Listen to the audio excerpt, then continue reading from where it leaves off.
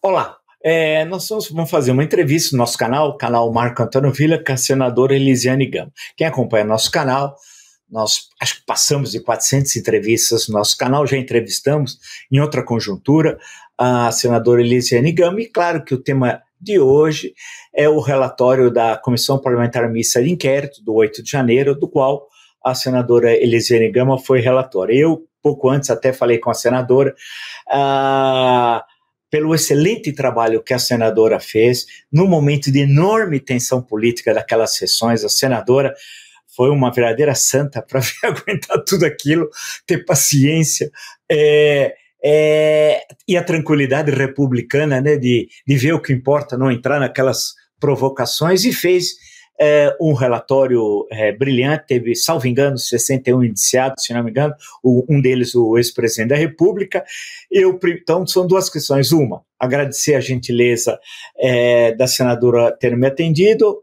Dois, é uma expressão que veio aqui, eu gosto muito de futebol, assisti milhares e milhares de jogos, eu torço para o Santos, sou santista, e uma expressão que veio do Palmeiras aqui era tudo acaba em pizza. Essa expressão começou no mundo do futebol e foi se espraindo. Futebol é mais que um esporte no Brasil, né? Igual o Barcelona é mais que um time, o futebol é mais que um futebol, mais que um esporte. Chegou a política. Então, a segunda parte da pergunta. Primeiro, agradecer a senhora. Segundo, tudo vai acabar em pizza, ninguém vai mais lembrar do 8 de janeiro. Muito obrigado por senhora ter aceito o meu convite. Como é que fica? Marco Antônio Villa, satisfação enorme estar aqui de volta com você, né? Já tive a oportunidade de estar de volta e já inicio te agradecendo aí pelos cumprimentos, né? A gente sempre recebe alguns cumprimentos especiais, mas vindos de pessoas assim como você, com uma visão política extraordinária, nos enche de honra, mas também de muita responsabilidade, né? De fato, a gente teve um período que foram os 5 meses de trabalho da comissão. Foram 5 meses muito intensos, né, de muito trabalho, de muita dedicação. Eu, desde quando fui indicada para ser relatora desta comissão até a apresentação do relatório, eu tive assim, muito debruçada, né, em estudar o tema, em compreender melhor o cenário, em debruçar sobre documentos, e a gente conseguiu, ao final, apesar de todos os percalços da comissão, de todas as dificuldades que nós tivemos, tanto do ponto de vista do formato, da composição da comissão, quanto do ponto de vista das decisões, sobretudo do judiciário brasileiro, eu acho que, somando as dificuldades, nós resultamos aí com um relatório muito importante para o Brasil, muito conclusivo. Conseguimos levantar provas muito materializadas e apresentamos, de fato, um grande relatório. O jargão, né, você lembra muito bem, veio lá, né, de um debate, não é, caloroso, enfim, historicamente, e tem um jargão popular de que tudo acaba em pizza. Eu acho que não é o caso, de fato, desta comissão, sabe, Marco Antônio? A gente teve logo num primeiro momento, veja, quando nós apresentamos o relatório já para o ministro Alexandre de Moraes no Supremo Tribunal Federal, que foi a nossa primeira entrega, ele, dando uma olhada no relatório, já de cara sentiu um alinhamento muito importante da comissão. Ali ele já colocou para a gente um fato importante, palavras dele, de que, olha, o relatório ele é um relatório que tem uma linha, tem começo, meio e fim, não saiu do foco, ficou muito centrado no 8 de janeiro, nas ações golpistas, e este relatório dá, na verdade, à Polícia Federal elementos muito importantes para exatamente continuar nesse alinhamento, né? Ter realmente esse fio condutor do que foi o 8 de janeiro a partir do que aconteceu antes do 8 de janeiro e, naturalmente, o próprio dia 8 de janeiro, né? Então, isso para mim foi uma resposta importante logo na leitura dele ali conosco. Mas, de uma forma imediata, eu acredito que 4 ou 5 dias depois, ele já, e me disse na reunião, Elisiane, eu mesmo vou ler este relatório, vou me debruçar sobre essas páginas e vou, de fato, fazer uma avaliação precisa, né? Então, já 4 ou 5 dias depois, ele já pediu o compartilhamento integral da CPMI com os inquéritos, e aí eu destaco os 6 inquéritos, que a gente diria 6 inquéritos principais, né? Ele conduz cerca de 200 inquéritos hoje no âmbito do Supremo Tribunal Federal, e os 6 primeiro lá, aquele que a gente diria o tronco, não é? O mais fundamentado, digamos, mais inicial, melhor dizendo, que é o inquérito das milícias digitais, depois vem o das fake news, depois vem o inquérito, por exemplo, dos executores, dos financiadores, o inquérito dos autores intelectuais e também o inquérito dos agentes políticos. São 6 inquéritos que estão mais diretamente ligados ao 8 de janeiro e ele imediatamente já pediu compartilhamento. Quando nós estivemos, por exemplo, na AGU, o ministro-chefe da AGU já fez um despacho imediato, para além da responsabilidade criminal, ele também pediu despacho para a responsabilidade civil, né, no âmbito da AGU, e nesse sentido aí, inclusive, na responsabilidade, naquele levantamento que eles fizeram de 100 milhões de reais para os 61 indiciados, né? E aí nós vamos, por exemplo, para a PGR. A PGR, logo imediatamente após a entrega do relatório, já nos solicitou, inclusive, acesso a alguns documentos que tiveram dificuldades, eles já nos solicitaram. Hoje, inclusive, Marco Antônio, eu já recebi uma outra solicitação do ministro, melhor dizendo, do procurador adjunto da República, que ele já nos solicitou, doutor Frederico, também acesso a um conjunto de dados que eles também estavam tendo dificuldade. Então, o que para mim isso fica claro? A PGR está debruçada no relatório, está levantando ponto a ponto, e eu acredito muito claramente de que haverá a denúncia por parte da Procuradoria-Geral da República, o que é, não há dúvida nenhuma, uma resposta muito grande. Os demais órgãos receberam e deram um andamento em relação à leitura do documento. Então, de uma forma resumida, nós já tivemos a AGU, nós já tivemos PGR com esses sinais, nós já tivemos o STF com um indicativo claro, que foi o compartilhamento. Aí, por exemplo, no TCU que nós fizemos, nós nos debruçamos de forma muito importante em torno de empresas e financiadores. Várias dessas empresas também havia, na verdade, processos dentro do TCU que eles também já compartilharam com o relatório da CPMI. Então, eu fiquei muito feliz e certa de que nós realmente fizemos o trabalho como deveria ter sido feito, e as entidades, os órgãos, as instituições, ou melhor dizendo, do Brasil, já admitiram de uma forma preliminar todo o conjunto de dados que veio da CPMI. Então, eu posso te assegurar que essa CPMI, só com essas situações, já não acabou em pizza. Eu acho super importante isso que a senadora está expondo, é quem acompanha o nosso canal, né? Que são muitas das sessões eu acompanhei, e sessões foram turbulentas, vamos chamar assim, não por iniciativa do presidente Arthur Maia, que presidiu, inclusive, com muita ponderação a CPMI, e especialmente por parte da relatora, a senadora Elisiane Gama, que conseguiu retirar daqueles que estavam depondo as informações que interessavam, num clima nem sempre harmônico, vamos chamar assim, no interior da CPMI. E provas robustas, né, de articulação de um golpe de Estado. Eu não sei se é exagero falar isso, mas pelo que eu assisti e pelo que eu vi depois das próprias declarações da senadora e pelo relatório final, nós não tivemos uma pequena turbulência no dia 8 de janeiro, uma bagunça tradicional de outras que ocorreram, nada disso.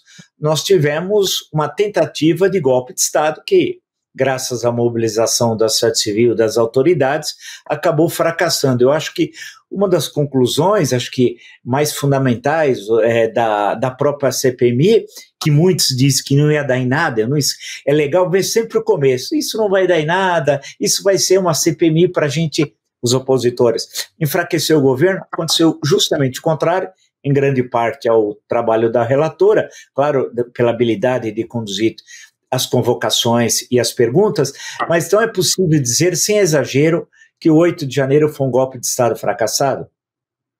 Hoje eu tenho elementos substanciais para isso, porque O que nós tivemos, Vila, durante o 8 de janeiro? Nós tivemos um ato que ele não ocorreu em si.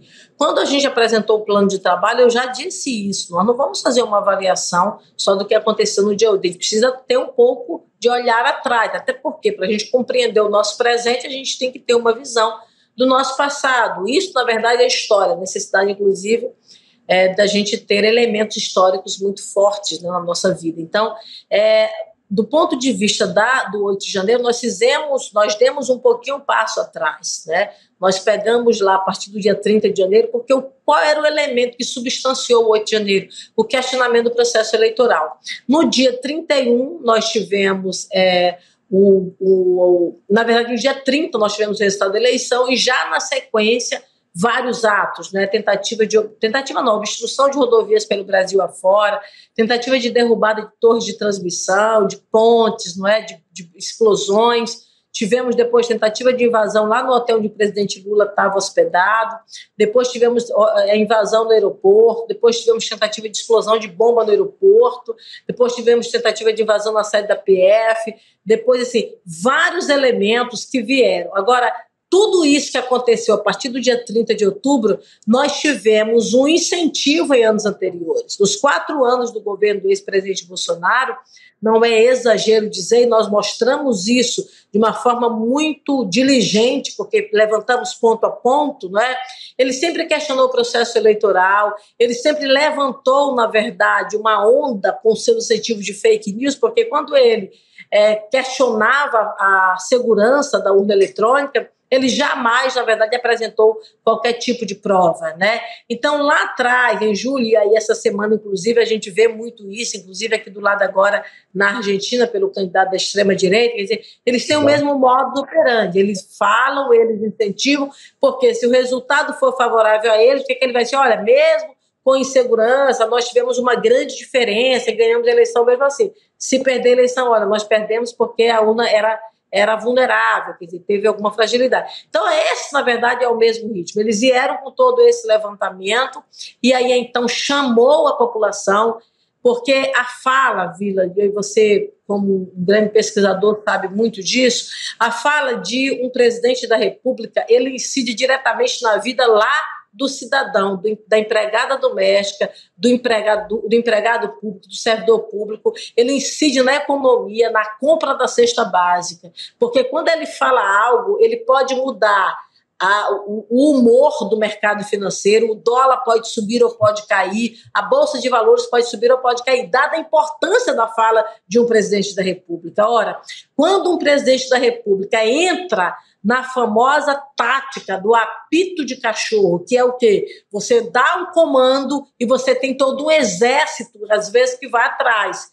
Quando ele adere a essa tática, o resultado é devastador. Então, nós vivenciamos durante todo o ano de 2022, assim também como nos anos anteriores, não é? Um comando dado pelo ex-presidente Bolsonaro, aonde uma massa da sociedade, um percentual, inclusive, significativo da sociedade, estavam, na verdade, acreditando nessa possibilidade. Alguns aderiram de uma forma mais intensa, que foram aí os cerca de 5 mil, não é, militantes que foram lá para a Praça dos Três Poderes, outros não é? Aqueles que até votaram nele, mas disseram, não, ele perdeu a eleição, quem ganhou agora foi o presidente Lula, vamos seguir com a vida, né? Mas nesse conjunto, esses 5 mil foram para lá e acabou realmente acontecendo o que ocorreu. E por que o golpe não se consolidou, Vila? Não se consolidou porque não teve amparo na sociedade brasileira como um todo e, sobretudo, porque não teve amparo nas instituições. Se a gente voltar um pouquinho lá atrás, né? Lá, por exemplo, nos anos 60, em 64, quando teve, por exemplo, o golpe de Estado em relação ao Jango, bem ali houve uma manifestação do senador, do presidente do Congresso Nacional, de vacância, ou seja, ele deu um comando atendendo aquele movimento golpista, né? E aí houve, por exemplo, a adesão, muito embora não lá do alto comando, mas de uma parte ali das Forças Armadas, que acabou tomando força, se juntando com a representação do judiciário. Então, teve uma manifestação das instituições naquele momento para juntar a força e, então, instaurar um golpe de Estado no Brasil. O que efetivamente agora, nesse ano, não teve, porque depois do resultado da eleição, que o ex-presidente Bolsonaro ficou recluso, sem falar, e claramente, naquele momento, tentando encontrar uma forma, não é, de consolidar, de implantar um golpe, ele não teve esse amparo. O senador, o presidente do Constitucional, ao invés de aderir a essa intenção golpista, ele imediatamente, junto com o ministro Alexandre de Moraes, presidente do TSE, declaram a eleição do presidente Lula, né? E a derrota do presidente Bolsonaro. Da mesma forma, o Supremo Tribunal Federal, quer dizer, da mesma forma, as outras instituições, da mesma forma, o reconhecimento internacional da eleição do presidente Lula. Aqui foi o inverso, quer dizer, naquele momento havia uma fragilidade em relação às instituições, o governo americano, naquele momento, também acabou realmente declarando, aceitando a vacância, né? Uma vacância que não existe. Depois, só 50 anos depois, a gente teve ali, digamos, uma tentativa de reparo, né, ao ex-presidente. Então, assim, foram cenários diferentes. Por conta disso, a gente, graças a Deus, estou hoje aqui falando com você. Talvez, se o resultado deles tivesse sido outro, a gente não estaria falando aqui, ou sabe-se lá onde estaríamos buscando uma guarida para a nossa proteção. Então, são cenários diferentes. Ele não conseguiu, na verdade, construir isso, e aí, portanto, teve que partir para uma ação mais ostensiva, mais agressiva, mas que, graças a Deus, não se materializou. Hoje eu te digo, sem nenhuma sombra de dúvidas, com toda a convicção de que, de fato, no 8 de janeiro, foi uma tentativa, como houve outras tentativas, mas a do 8 de janeiro de uma forma mais agressiva, de fato, para a implantação de um golpe de Estado que não se procedeu e, portanto, não teve resultado positivo. Uma última questão, senadora. O tempo passa muito rápido, especialmente quando a gente vai ficando mais velho, como eu. Meu sonho era fazer 18 anos para poder entrar nos chamados, na época, filmes proibidos e poder circular mais livremente. A partir de então, parece que o tempo passou mais rápido do que eu imaginava. Então, é tudo muito rápido. O governo do presidente Lula, o terceiro governo, quase já um ano, um quarto do governo já passou em um tempo muito rápido. Eu digo à senadora que tem uma presença atuante aí no Senado Federal, representa um estado do qual nós temos o ministro da Justiça, Flávio Dino. Que avaliação a senadora faz vamos chamar assim, desse primeiro ano do governo Lula? Eu acho que o presidente Lula, ele assumiu o governo no momento de uma turbulência política no Brasil, né? A gente viveu tempos de muita conflagração, de uma clara tentativa de implantação de um sistema de muito ódio, de muita rivalidade, de muita divisão no Brasil. Isso é um cenário, né? E aí, somado a isso, é um problema econômico brasileiro, aumento de desemprego no Brasil, né? Aumento, por exemplo, de pessoas em situação de fome. Nós chegamos a ter 30 milhões de brasileiros passando fome, com mais de 14 milhões de brasileiros desempregados. Então, um cenário econômico, de fato, de muita recessão e de muita dificuldade. Então, você soma um problema de ordem política, de turbulência, de um debate ideológico desnecessário, dadas as urgências que são necessárias, de fato, para o Brasil, somado a uma situação econômica. Então, foi esse cenário que nós temos a eleição do presidente Lula. Então, ele assume o governo e precisa para este governo ter, não há dúvida, uma junção de forças para reposicionar o Brasil. E também lá atrás, o Brasil se posicionando numa situação de total desconforto internacional, eu diria. O Brasil que foi posição de comando em políticas, não é? Em todo o mundo, exemplo da política ambiental, né, das relações internacionais. O Brasil acabou virando pária, virou ali numa situação de total desprestígio internacional.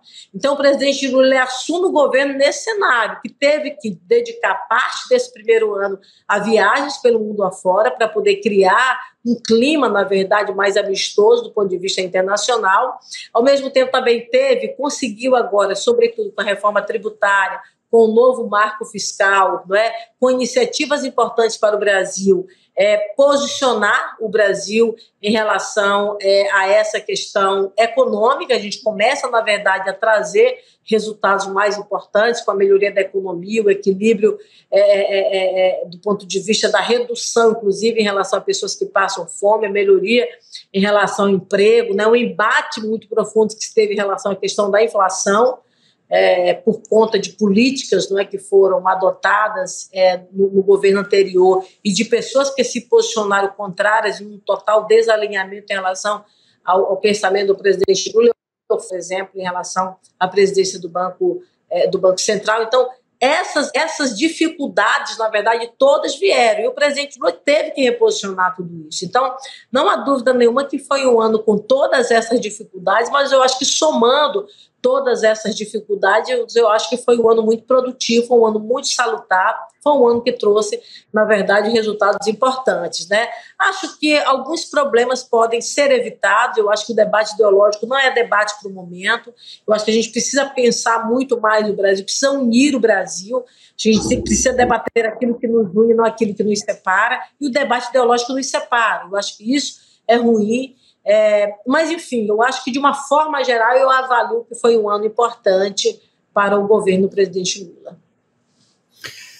Eu queria, portanto, agradecer à senadora Elisiane Gama pela gentileza da entrevista. Acho que ela deu um apanhado, especialmente da CPMI do 8 de janeiro, todas as dificuldades, a importância desse relatório, dos indiciados, da socialização desse relatório para as instituições, porque, vale lembrar quem nos acompanha, o Legislativo e a CPMI, portanto, ela tem esse papel. O papel posterior já não é mais dos parlamentares, cabe à Procuradoria-Geral da República e às demais instâncias tomarem as providências devidas. Então, aqui eu queria reforçar meu elogio verdadeiro e sincero ao trabalho excelente feito pela senadora como relatora da CPMI, num clima muito conturbado, muito difícil. Conseguiu fazer um relatório equilibrado, robusto, e agora vamos aguardar que as outras instituições dêem os encaminhamentos. Então, transfiro à senadora as últimas palavras dessa entrevista e agradeço mais uma vez a sua gentileza. Muito obrigada, Vila, de coração, pelas suas palavras. Nós tivemos 5 meses ali na CPI muito intensos, não é, com muitas provocações. Eu tomei a decisão por conta de um debate muito raso, superficial e às vezes muito chulo. Eu tomei a decisão de não responder, porque minha mãe me ensinou, não é, que a gente não pode responder provocações baixas, porque a gente se nivela aqueles que nos provocam. Exato. Então eu resolvi realmente não responder. Respondia a posicionamentos equilibrados da oposição. Aí eu cito uma pessoa que é a oposição, como Espiridião Amin na CPMI, que sempre debateu comigo no mérito, então respondia a ele sempre, mas os demais eu ignorava, porque não valia a pena, né? Eu não sou uma pessoa de fugir do embate, mas eu preciso debater com quem necessariamente tem um nível de responsabilidade pública, né? Então foi isso realmente que adotei no CPMI. Acredito que fiz o meu trabalho na comissão e, como você disse muito bem, essa segunda etapa agora são com as demais instituições que, como eu disse, estão absolutamente fortes no Brasil, comprometidas com o processo democrático de direito. Eu não tenho nenhuma dúvida que os desdobramentos dessa CPMI virão. Eu acho que o relatório dessa comissão foi um marco na história brasileira. Daqui a 30, 40, 50 anos, a gente vai citar este momento, porque o 8 de janeiro foi um dia triste brasileira, que precisa ser esquecido do ponto de vista da sua repetição, mas tem que ser lembrado para que a gente possa estabelecer marcos e para que esse dia nunca mais se repita na história brasileira. Então, esse é o nosso sentimento, e muito obrigada de coração pelo seu acompanhamento, muito obrigada de coração pelo seu carinho e pela sua atenção. Obrigado, senadora. Até a próxima.